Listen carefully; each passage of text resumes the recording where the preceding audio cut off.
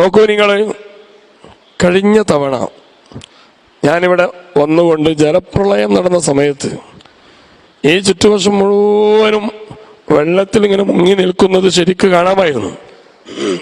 പലരുടെയും വീടിൻ്റെ ഉപരിതലത്തിലേക്ക് ഒക്കെ വെള്ളം കയറിയിട്ട് അവർ മാറിക്കൊണ്ടിരിക്കുന്നു.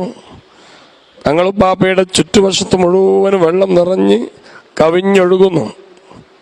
അപ്പം ഈ പാലത്തിൻ്റെ ഭാഗത്തുനിന്ന് ശരിക്കും ഞാൻ എൻ്റെ കണ്ണുകൊണ്ട് കണ്ടതാണ്. പാപ്പയുടെ ആ ഒരു ഉമ്മരത്തിണ്ടിൻ്റെ മേൽഭാഗത്തേക്ക് വെള്ളത്തിന് പോകാൻ കഴിയുന്നില്ല. പാപ്പയുടെ ആ ഒരു ഉമ്മരത്തിണ്ടിൻ്റെ മേൽഭാഗത്തേക്ക് വെള്ളത്തിന് പോകാൻ കഴിയുന്നില്ല. പാപ്പയുടെ ആ ഒരു ഉമ്മരത്തിണ്ടിൻ്റെ മേൽഭാഗത്തേക്ക് വെള്ളത്തിന് പോകാൻ കഴിയുന്നില്ല.